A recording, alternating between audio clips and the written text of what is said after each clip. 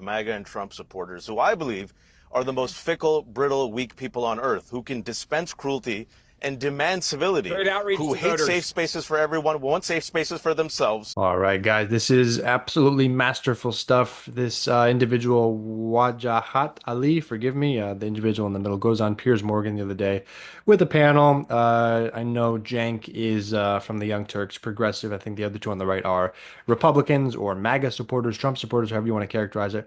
This guy puts on an absolute masterclass in how to deal with these people and their fake arguments and their fake outrage. And go ahead and watch this absolute masterclass. This is me playing the world's smallest violin for all the fake outrage of MAGA and Trump supporters, who I believe are the most fickle, brittle, weak people on earth, who can dispense cruelty and demand civility, who hate safe spaces for everyone, want safe spaces for themselves, and who, by the way, with this hypocritical fake outrage, the reason why I don't think most people will care is because people know what Trump is for the past 9 years. And just yesterday, Donald Trump, who is running for president, Joe Biden is not, and Joe Biden, he's 81 years old, he has a stutter, and by the way, I appreciate the context that he gave. I don't think he needed to, but he did. Donald Trump yesterday, final pitch to the country. You know what he called America?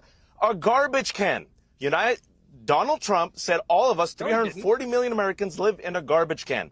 Yes, he did. Yesterday in his speech, he said America is a garbage can. Yesterday, Donald Trump said Democrats, who are the majority, are sick and evil people. Yesterday, folks, Donald Trump, when confronted with these offensive comments, if you talk about context, let me finish, Ben, don't gish gallop. Ben, I'm about to kick your ass. Don't gish gallop. Just listen to me. I listen to you. Dude, you're like a $1.20, and this is what liberals do, okay? I laugh this. Just let me listen. I'm going to do it with a smile on my face. Hang on. Calm down. Beat you up. Don't talk over each other because people can't hear. But I do really. Hang on. I do want to see. Hang on. Hang on, Ben. Hang on. I do want to see Vajahat try and kick Ben Ferguson's ass. So off you go, Vajahat. Not going to happen. All right. I'm going to do it with a smile on my face. I'm going to do it relaxed. Yesterday, when Donald Trump was confronted with, I'm glad you and Ben and Piers agree that it was horrific, disgusting comments against Puerto Rico, black people, against Jews, against Palestinians, against women, which, by the way, have rallied Puerto Ricans all across America. You know what Donald Trump said? No big deal. Yesterday, this past week, J.D. Vance said, get over it. J.D. Vance, his vice president, is the one who called him Hitler. By the way, guess who said that Donald Trump praises Hitler? Four-star General John Kelly, just in the past 2 weeks. In the final 2 weeks of his campaign to unify America, you know what Donald Trump said? That the people who are against him are enemy of the people, another Hitler line, and he said he would unleash the military and the National Guard against U.S. citizens, against immigrants and migrants. He said he will invoke the Alien Sedition Act that in turn Japanese Americans. This is the same man who ran against the same man who promoted a neo-Nazi conspiracy about Haitian immigrants eating pets, even after he was told it was a lie. The Wall Street Journal, funded by Murdoch, not a left-wing rag, a right-wing outlet, reported that him and Vance were told it was a lie. He still said it, which has caused stochastic terrorism in Springfield, Ohio. So this is Donald Trump. The majority of people don't care. The majority of people know Biden apologized, he stuttered, and the majority of people saw Kamala Harris at the ellipse. 75,000 people came. You saw the last point. Last point I'll make. 75,000 people came out to see Kamala Harris at the ellipse. I'm so glad she was at the ellipse because you know why? It's a contrast. Kamala Harris was there for the Constitution, for the United States of America, for the rule of law. Donald Trump incited a violent insurrection. And just 2 weeks ago at Univision, when the 56-year-old Latino construction worker asked him to apologize for it, he didn't. And you saw that view of those Latino women. He is going to lose. I'm here for the MAGA tears. They're sugar for my chai. Oh, God.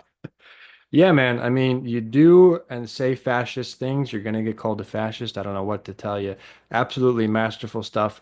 Yeah, I don't think people are going to care. I don't see this as much of a basket of deplorables comment.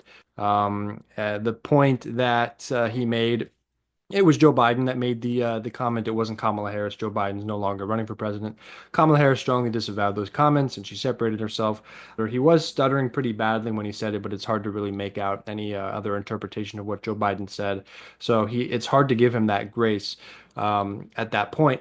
But yeah, this was a really, really excellently done job here by this New York Times reporter, when we are dealing with these people, that is the way to do it. Another clip here. So talk about the Puerto Rico comments having a real life effect. The ones that came from the comedian the other day at the Donald Trump rally. We have Nicki Jam, who famously went out on stage and endorsed Donald Trump and gave a little bit of a speech there. I'll be honest, I hadn't heard of Nicki Jam previously, but apparently he's one of the largest Puerto Rican pop sensations right now. So this was his statement the other day.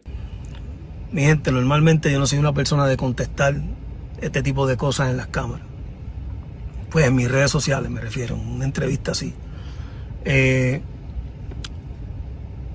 La razón por la cual yo apoyé a Donald Trump era porque yo pensé que era lo mejor para la economía en los Estados Unidos, donde vivimos muchos latinos, me incluyo, muchos inmigrantes que están sufriendo por la economía, y él siendo negociante pensé que era el mejor movimiento.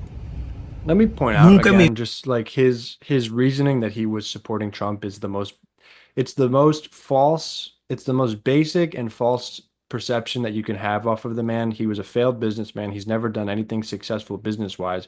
Everything he's done has been branding related and perception based. But this perception that just because Donald Trump was a great businessman, that he would be great for the economy, it's just a total false understanding of the situation. But anyway, let's let him continue. Pensé que era el mejor movimiento.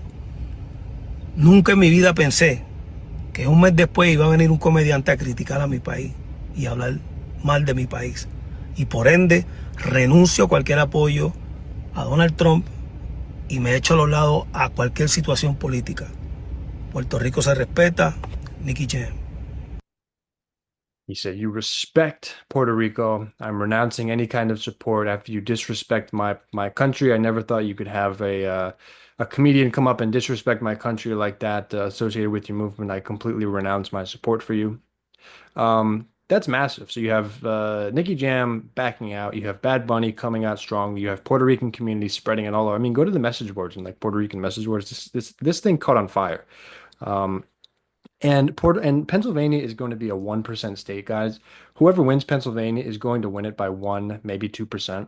So that, Puerto Rican population in Pennsylvania is massive. It's absolutely massive. It's 500,000 or something voters, people. I don't know if it's voters, but you're gonna have hundreds of thousands of people. Okay, maybe not 100,000, maybe thousands, if not tens of thousands of people, new voting or switching their vote because of this situation. And the garbage comment from Joe Biden is just not going to have the same effect. Donald Trump calls everyone and the whole country garbage on a daily basis. He calls the other side vermin. He calls the other side, poisoning the blood of our country. So again, the right-wing hypocrisy is just absolutely rampant, and we have to call it out. We have to acknowledge it, and we have to fight back when it shows up. Let me know what you guys think. Drop a like and a comment, and I'll see you guys in the next one.